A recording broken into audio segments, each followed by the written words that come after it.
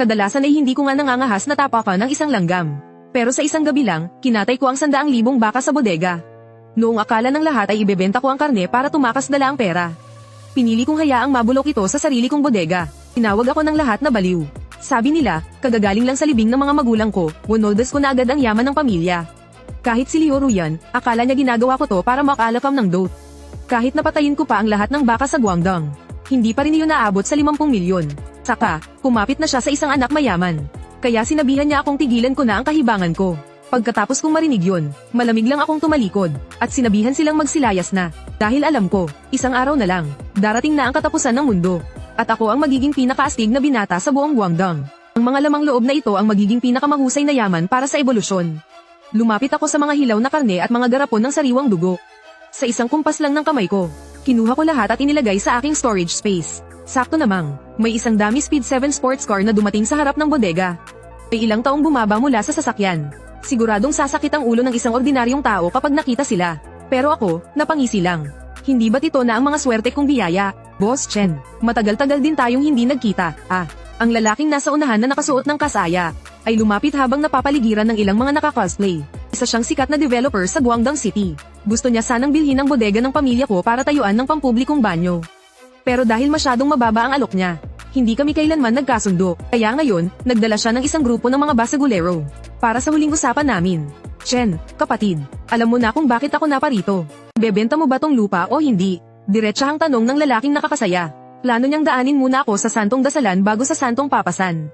Pero bigla akong tumango, napag-isipan ko na, ibebenta ko sa presyong inalok mo dati. Natigilan ang lalaking nakasutana ng marinig yun. Maging ang alipor sa likod niya ay nagkatinginan.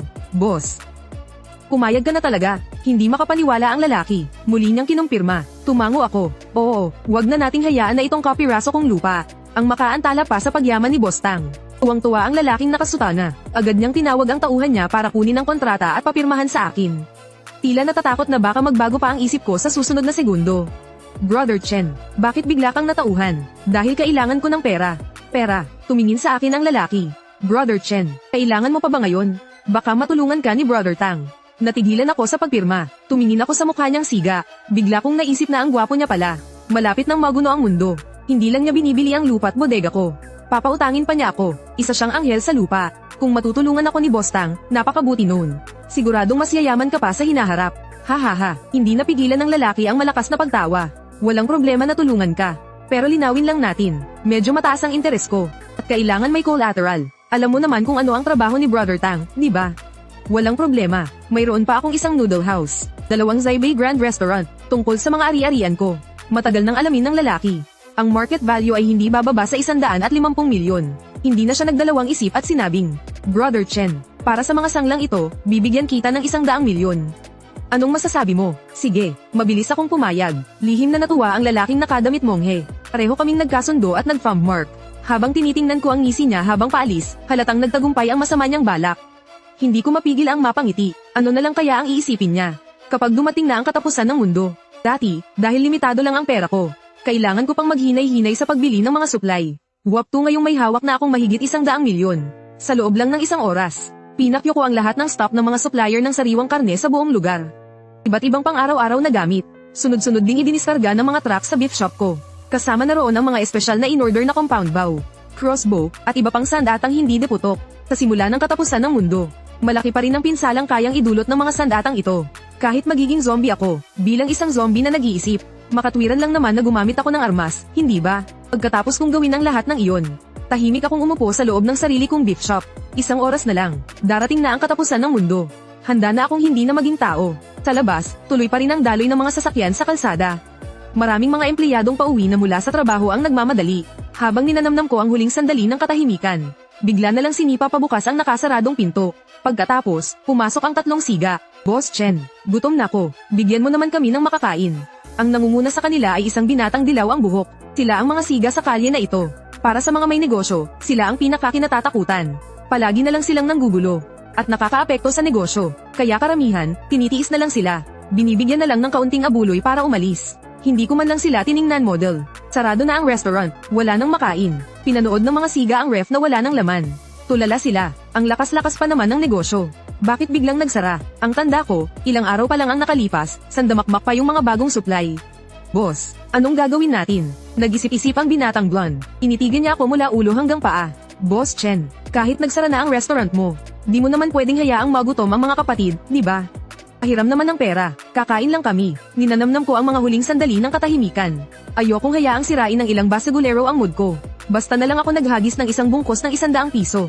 Siguradong mahigit 1,000 iyon. Para sa akin na malapit ng maging zombie.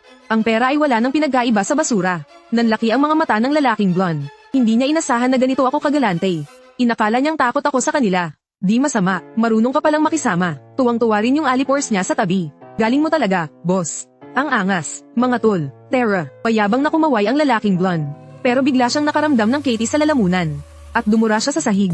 Sandali, bigla akong nagangat ng tingin at pinigilan sila. Nagtaka ang lalaking blonde. Oh, bakit? May kailangan ka pa? Dumumi ang sahig. Dahan-dahan akong naglakad palapit sa kanya. PFFT. Hindi napigil ang matawa ng lalaking blonde.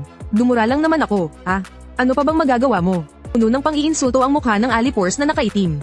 Naisip niya, binigay ko na nga ng maayos ang pera kanina.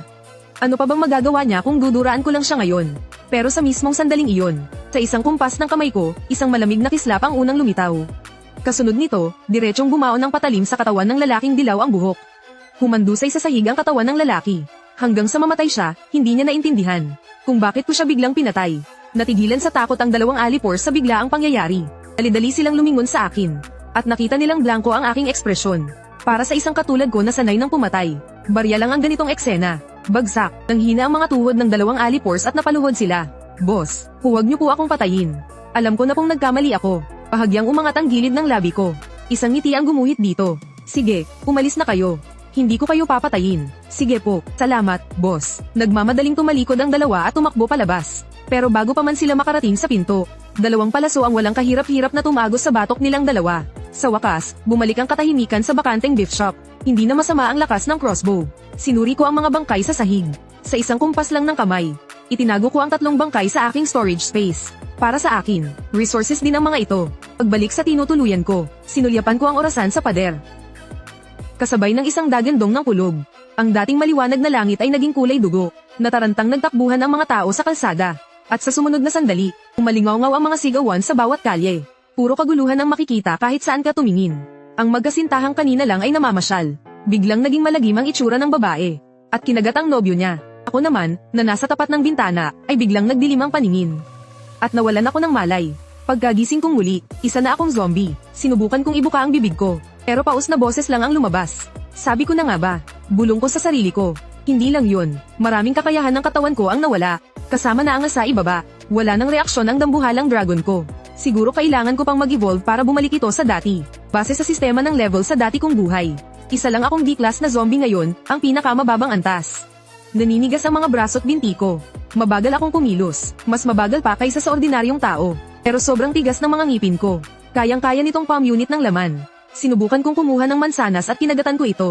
Ang dating matamis na mansanas, ngayon ay parang ngumunguya na lang ako ng kandila.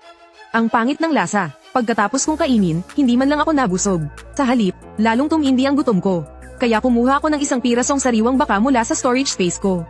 Hiniwa ko ito sa maliliit at pantay-pantay na piraso. Tinuhog ko ang isang piraso gamit ang tinidor. At dahan-daang isinubo, isa akong zombie na may class. Madaling-dali kong inuya ang karne.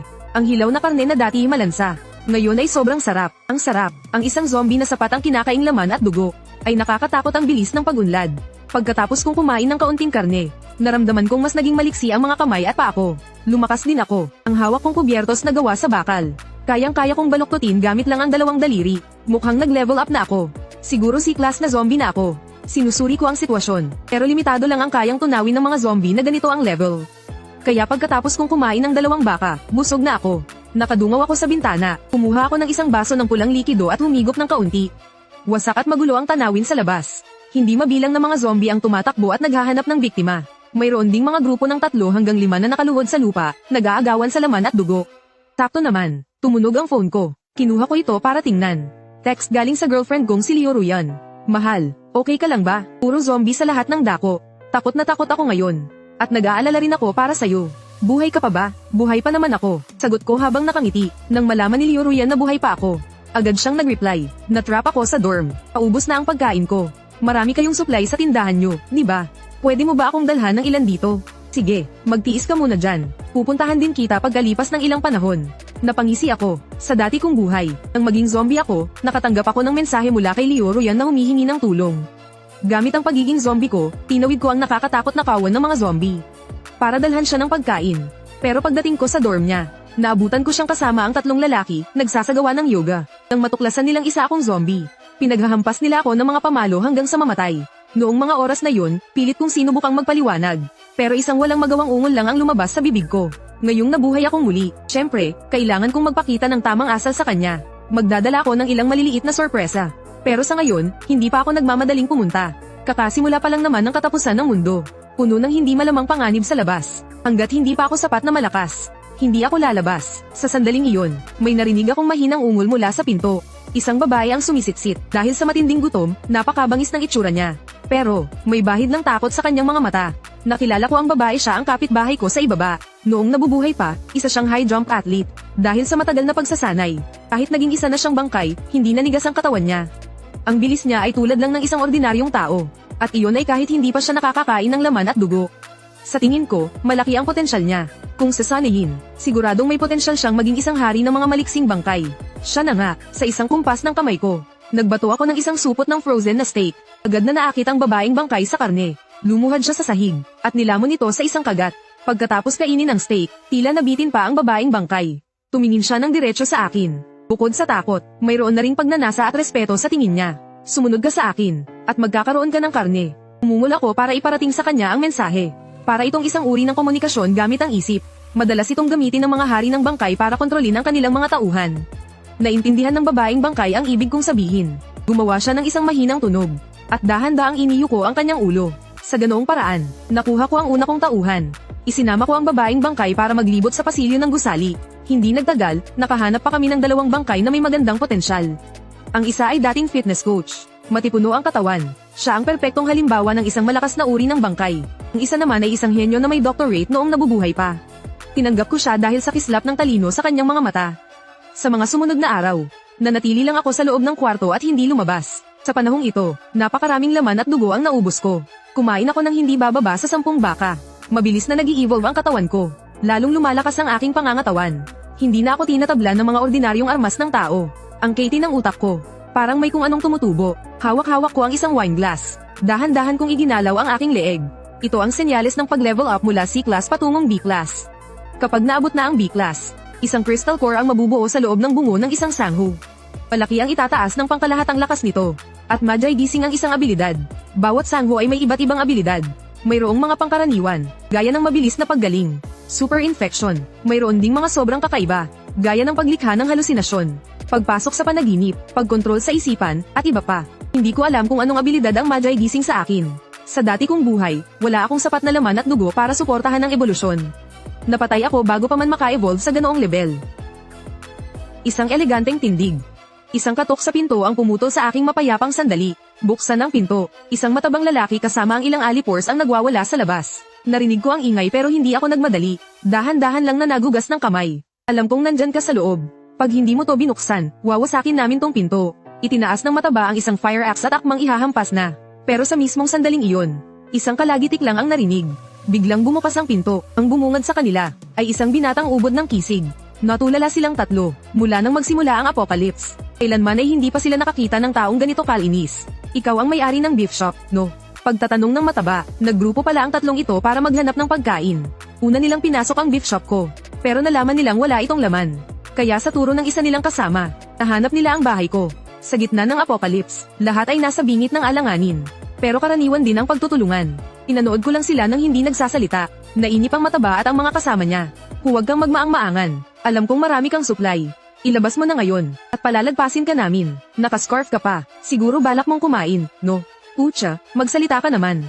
Galit na galit ang dating nilang lahat. Kaya wala akong nagawa kundi dahan-daang ibuka ang aking bibig. Pero isang mahinang ungol lang ang lumabas sa lalamunan ko. Agad na natigilan sa takot ang 3. Zombie, hindi nila inasahan na ganito kalinis ang taong ito. Isa pala siyang zombie, huwag kayong matakot. Ayos lang kahit naging zombie na yan. Patayin na lang natin agad. Mahigpit na hinawakan ng mataba ang palakol. Sa paningin niya, mas madaling pumatay ng zombie kaysa sa tao. Tumango ang 2 niyang kasama. Aatake na sana sila, pero may narinig silang mga yabag na naman sa pasilyo. Dahil ang ungol na ginawa ko kanina ay pantawag sa tatlo kong alagad. May mga zombie pa. Agad na naging alerto ang mataba. Pero hindi rin siya gaanong natakot. Tutal, sanay na silang pumatay para makarating dito. Malaki na ang karanasan nila. At base sa mga yabag na naririnig, mukhang hindi naman marami ang paparating na zombie.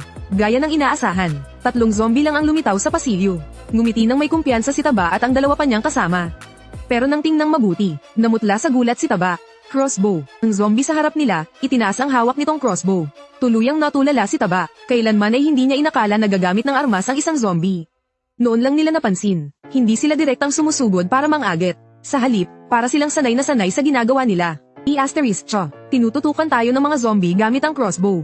Seryoso ba to? Ang eksenang ito ay muling gumimbal sa kanilang pag-iisip. Kuya Wang, anong gagawin natin ngayon? Wala na tayong magagawa. Ang magagawa lang natin ngayon ay umasa na hindi nila maiputok yung mga pana nila.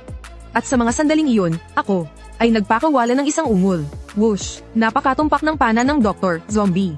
Diretsyong tumagos sa noo ni Dongzi. Whoosh! Tumpak din ang babaeng zombie. Tinamaan ng palaso ang lalamunan ng isa pa nilang kasama. Tanging ang Jim, zombie lang ang mukhang medyo sablay. Isang palaso ang tumama sa dibdib ni Taba. Napasigaw sa sakit si Taba at bumagsak. Akma siyang babangon. Nang umungol ng malakas ang Jim, zombie at di naganan siya. Pero hindi siya kinagat. Nagtiimbagang si Taba. Sa wakas, naintindihan na niya. Ang mga zombie na ito ay organisado at may disiplina. At ang kanilang hari ay itong malinis na zombie sa kanyang harapan. Kung ganun nakakaintindi ba sila ng salita ng tao? Iniisip-isip ni Taba habang tinitiis ang sakit. Sinabi niya, "Huwag mo akong patayin, parang awa mo na. Kawalan mo lang ako, kahit anong ipagawa mo, gagawin ko." At sa sandaling iyon, bigla kong hinawakan ang panang nakatusok sa dibdib niya. Hinugot ko ng buong lakas. PSHHHK. Bumulwak ang sariwang dugo, muling umungol sa sakit ang mataba. Puno ng takot ang puso niya.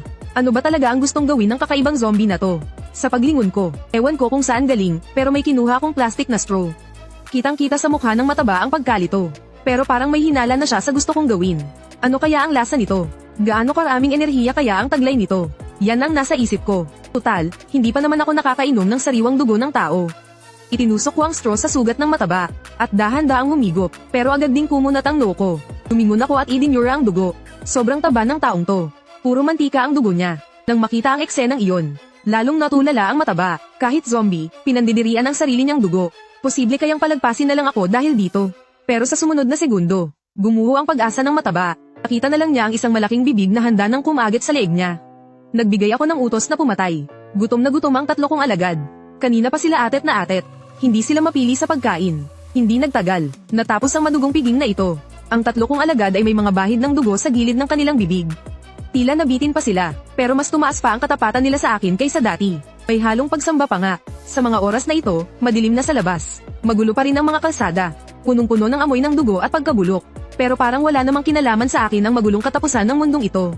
Nagtatago lang ako sa komportable kong munting lungga. Napakapayapa, pero hindi rin solusyon na ubusin lang ang mga natitirang supply.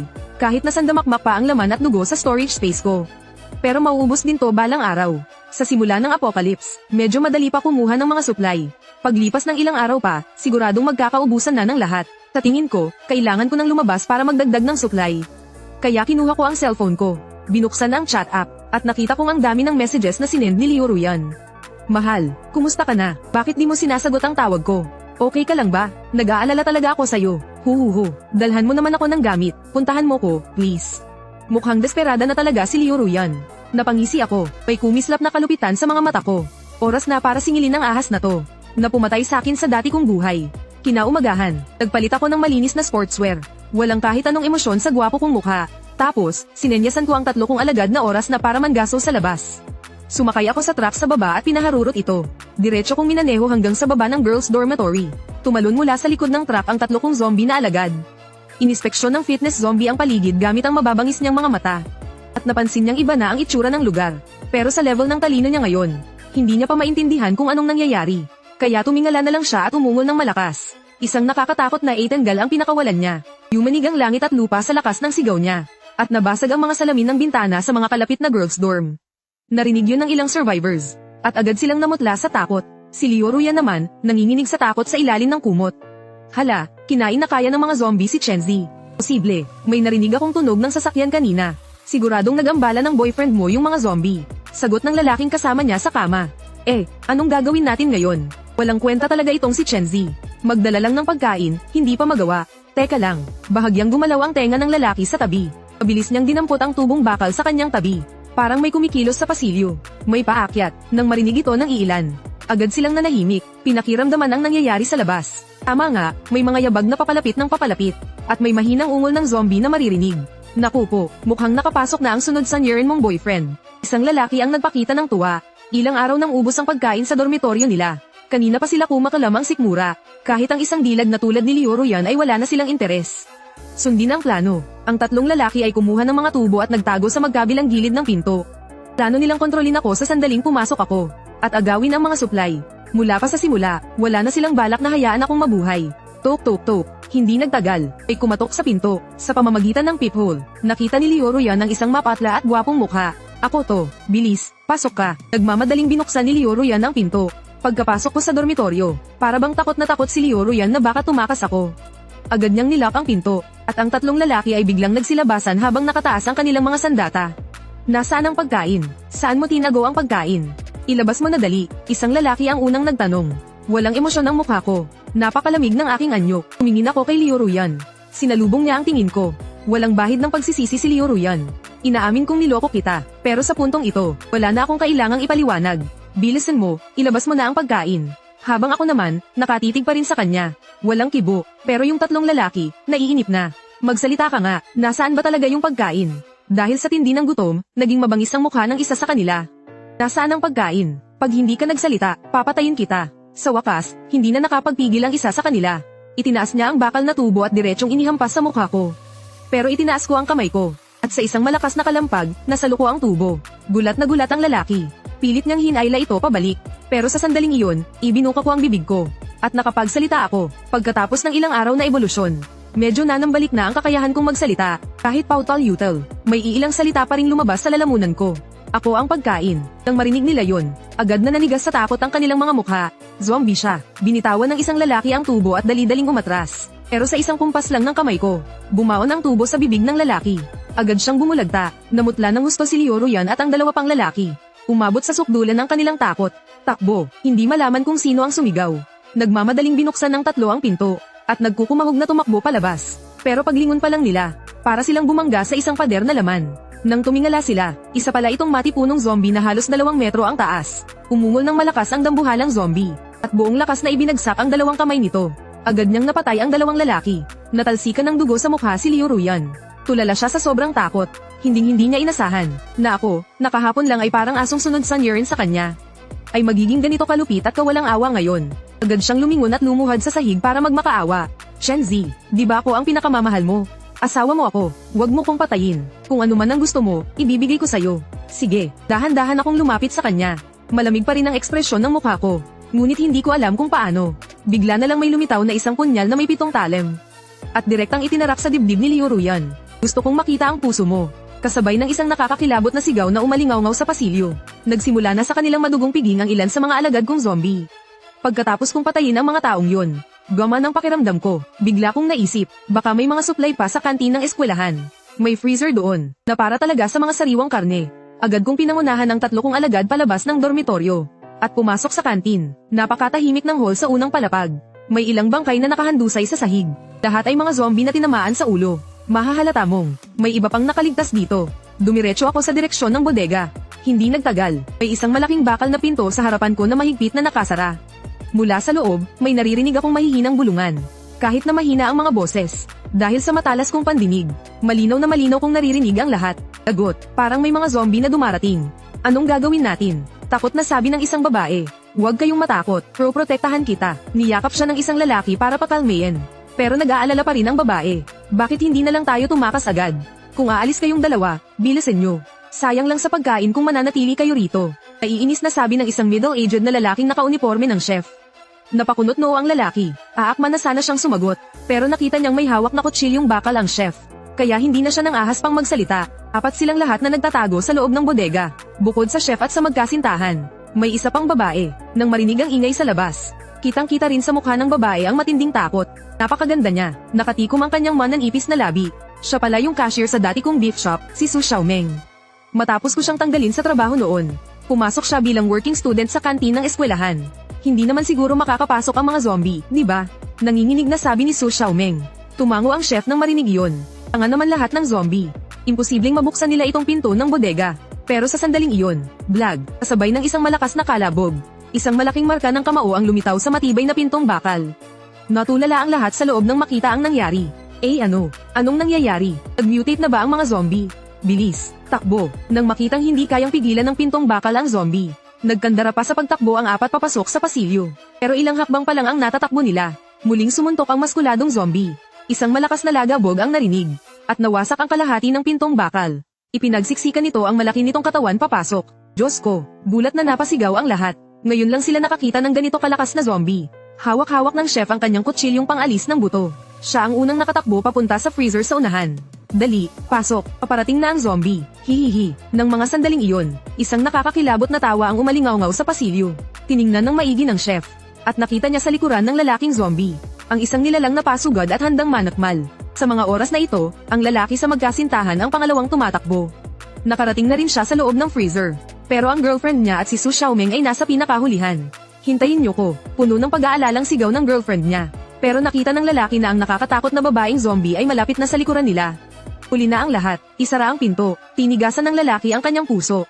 Humarap siya at kasamang itinulak ng chef ang malaking pinto. Blag, sumara ang malaking pinto ng freezer. Sakto namang kada rating lang ng babae sa tapat ng pinto. Para siyang nababaliw sa pagkalampag sa pinto. Buksan niyo ang pinto, pero kahit masaktan pa ang mga kamao niya, wala pa ring senyales na bubuksan ito mula sa loob. Nawalan na ng pag-asa ang babae. Hinding-hindi niya malilimutan ang malupit na itsura ng boyfriend niya habang isinasara ang pinto. Kani-kanina lang, puro siya salita na poprotektahan daw siya. Gago ang lalaki. Ngunit sa mga sandaling iyon, isang mabilis na pag-atake ang naramdaman niya mula sa likuran. Tumingon ang babae. Agad na napuno ng lagim ang kanyang mukha. Dahil ang babaeng zombie ay nasa harapan na niya, wala pang 5 metro ang layo. Mukhang sa susunod na segundo ay dadambahin na siya nito. Sa kanyang pagkasindak, bigla siyang nakaisip ng paraan. Inabot niya at itinulak si Su Xiaoming na nasa tabi niya papunta sa harapan. Napahiyaw si Su Xiaoming. Natambo siya sa sahig dahil sa pagkakatulak. Lumundag ang babaeng zombie. At di naganan siya, ipinako ang kanyang mga kamay. Idiniin siya ng husto sa sahig. Kahit anong pagpupumiglas ni Su Xiaoming, wala na siyang nagawa. Hihihi. Tumatangis na tumawa ang babaeng zombie. Siguro dahil nakakain siya ng laman noong sumama siya sa akin manghuli. Kaya naman sobrang hyper niya ngayon. Tawang-tawa sa sino mang makita. Pero ang kakatuwang tawa na yun ay talagang nakakatakot. Si Su Xiaoming ay tuluyan ng nawalan ng pag-asa. Ang gusto na lang niya ngayon ay isang mabilis na kamatayan. Kaya naman, tumigil na siya sa pagpupumiglas. Pumikit na lang siya. Hinihintay na siya ay sakmalin. Pero pagkatapos tumawa ng babaeng zombie, hindi ito sumugod. Sa halip, lumundag ito. At damamba sa babaeng nasa harapan. Agad na napasigaw sa sakit ang babae. Isang matinding kirot ang naramdaman niya sa leeg. Nanlaki ang kanyang mga mata. Puno ng kawalan ng pag-asa. Hindi niya maintindihan kung bakit hindi si Su Xiaoming ang inatake ng zombie. At sa halip ay siya ang direktang sinugod. Samantala, nakahiga pa rin si Su Xiaoming sa sahig. Nakapikit pa rin ng mahigpit. Pero hindi nangyari ang sakit na inaasahan niya. Sa kanyang pagtataka, dahan-dahan niyang iminulat ang kanyang mga mata. At doon niya nakita, may isang matangkad na figure na nakatayo sa kanyang harapan. Boss, gulat na gulat si Su Xiaoming. Nakilala niyang ang lalaki ay si Boss Chen mula sa beef shop. Iniling ko ang ulo ko para suriin siya. Ang dahilan kung bakit hindi ko pinatay si Su Xiaoming. Hindi dahil sa dati naming pinagsamahan. Kundi dahil sa tingin ko, mabilis kumilos ang babaeng to. Mahusay magtrabaho. At sakto, kailangan ko ng katulong. Para maglinis-linis at kung ano-ano pa. Tayo, sabi ko sa matigas na boses. Dito na napansin ni Su Xiaoming na may mali. Mukhang naging zombie na rin ako. At ang mga matatangkad at malalakas na lalaking zombie ay magalang na nakatayo sa tabi ko. Dahil sa panghihina ng kanyang mga binti, halos hindi makatayo si Su Xiaoming at napasandal na lang sa pader. Boss, ayos ka lang ba? Tumango ako. Siguro dahil napatay ko